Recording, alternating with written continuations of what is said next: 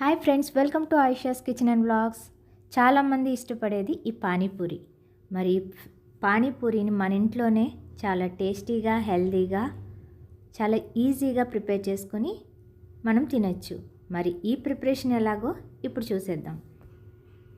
ఒక గిన్నె తీసుకొని దానిలో ఒక బౌల్ తెల్ల బఠానీ వేసుకొని దాని నిండుగా వాటర్ వేసి నైట్ అంతా నానబెట్టుకోవాలి.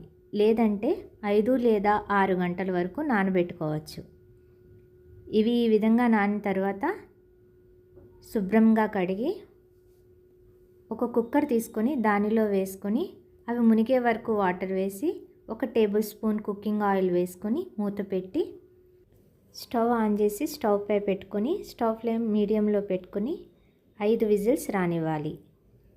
ఇప్పుడు స్టవ్ ఆఫ్ చేసుకొని కుక్కర్ ప్రెజర్ పోయేంత వరకు ఉంచి మూత తీసుకొని చూడాలి. ఇప్పుడు ఇవి కుక్ అయ్యాయి. ఇప్పుడు దీన్ని వేరొక బౌల్లో ట్రాన్స్ఫర్ చేసుకొని స్టవ్ ఆన్ చేసి దానిపై కుక్కర్ పెట్టుకొని కుక్కర్ హీట్ అయిన తర్వాత దానిలో 2 or 3 స్పూన్స్ ఆయిల్ వేసుకోవాలి. ఇది బాగా హీట్ అయిన తర్వాత మనం ఏ బౌల్తో అయితే బఠానీ తీసుకున్నామో అదే బౌల్తో ఉల్లిపాయ ముక్కలను తీసుకొని ఈ ఆయిల్లో వేసి ఫ్రై చేసుకోవాలి.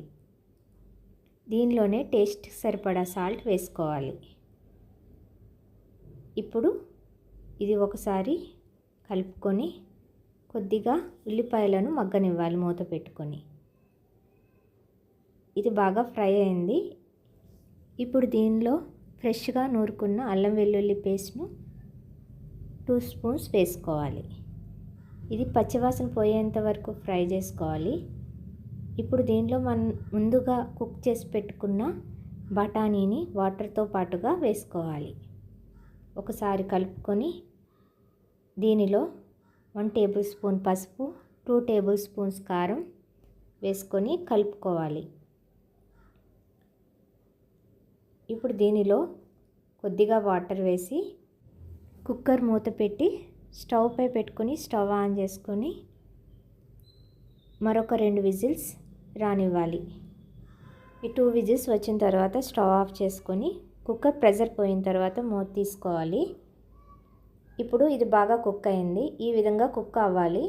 ఇప్పుడు దీనిలో 2 టేబుల్ స్పూన్స్ ధనియాల పొడి వేసుకోవాలి. దీనిలో మెయిన్ ఇంగ్రీడియంట్ చోలే మసాలా. మనం బఠానీ కర్రీ చేసిన మెయిన్గా మనం చోలే మసాలా యూజ్ చేయడం వల్ల ఈ బఠానీ కూరకు మంచి టేస్ట్ వస్తుంది. దీనిలో 2 టేబుల్ స్పూన్స్ చోలే మసాలా పౌడర్ని వేసుకొని కొద్దిగా వాటర్ వేసుకోవాలి. ఇది ఒక 5 మినిట్స్ దీన్ని మనం కుక్ చేసుకుంటే అంతే, బఠానీ కర్రీ రెడీ. ఈ విధంగా అవుతుంది. ఇప్పుడు దీన్ని పక్కన పెట్టుకోవాలి. మనం పానీ ప్రిపేర్ చేసుకోవడానికి కొద్దిగా పుదీనా, కొద్దిగా కొత్తిమీర, ఒక పచ్చిమిర్చి, ఒక నిమ్మకాయ కావాలి. ఇప్పుడు ఒక మిక్సీ జార్ తీసుకొని దానిలో ఈ కొత్తిమీర, పుదీనా వేసుకొని ఒక పచ్చిమిర్చి కూడా వేసుకొని నిమ్మకాయ రసంగా చేసి వేసుకోవాలి. టేస్ట్కి సరిపడా సాల్ట్ వేసుకోవాలి. ఒక చిన్న నిమ్మకాయ సైజు చింతపండును నానబెట్టి పక్కన పెట్టుకోవాలి. ఇప్పుడు మిక్సీ జార్లో వాటర్ వేసుకొని దీని అంతటిని మెత్తని పేస్ట్గా చేసుకోవాలి. ఇప్పుడు ఇది బాగా మెత్తగా పేస్ట్ అయింది. ఈ పేస్ట్ని వేరొక గిన్నెలోకి ట్రాన్స్ఫర్ చేసుకోవాలి. నేను చూపిస్తున్న విధంగా వాటర్ని వేసుకొని ఈ పేస్ట్లో వేసుకోవాలి. ఇప్పుడు ముందుగా మనం రెడీ చేసి పెట్టుకున్న చింతపండును రసంగా చేసుకొని ఈ పుదీనా, కొత్తిమీర వాటర్లో మనం వేసుకోవాలి. దీనిలో మెయిన్ ఇంగ్రీడియంట్ చాట్ మసాలా. ఈ చాట్ మసాలా పౌడర్ని యాడ్ చేసుకోవాలి. దీని మిశ్రమాన్ని అంతటిని బాగా కలిపి స్ట్రైనర్లో వేసి వడగట్టుకోవాలి. అంతే, పానీ రెడీ. మరి మనకు కావాల్సిన బఠానీ కర్రీ పానీ రెడీ అయింది. మరి ఇంకా పూరీ చేసుకోవాలి కదా. ఇప్పుడు పూరీకి ముందుగా స్టవ్ ఆన్ చేసి దానిపై కడాయి పెట్టుకొని ఆయిల్ వేసి హీట్ చేసుకోవాలి. ఈ లోపుగా ఇది చూస్తున్నారు కదా, ఇది డీమార్ట్లో మనకి అవైలబుల్గా ఉంటుంది.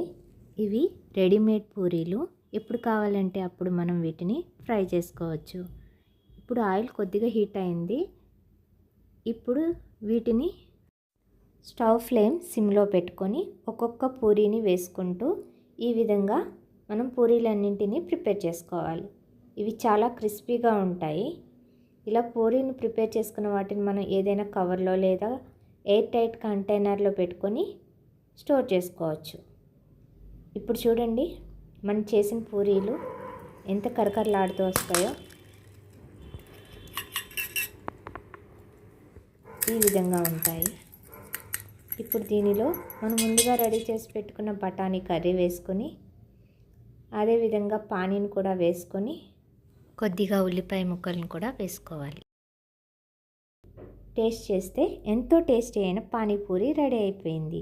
మరి మీరు కూడా దీన్ని ప్రిపేర్ చేసుకొని మీకు ఎలా కుదిరిందో నాకు కామెంట్ సెక్షన్లో తెలియజేయండి. Thank you. ఒక లైక్ చేయండి, షేర్ చేయండి, సబ్స్క్రైబ్ చేయండి.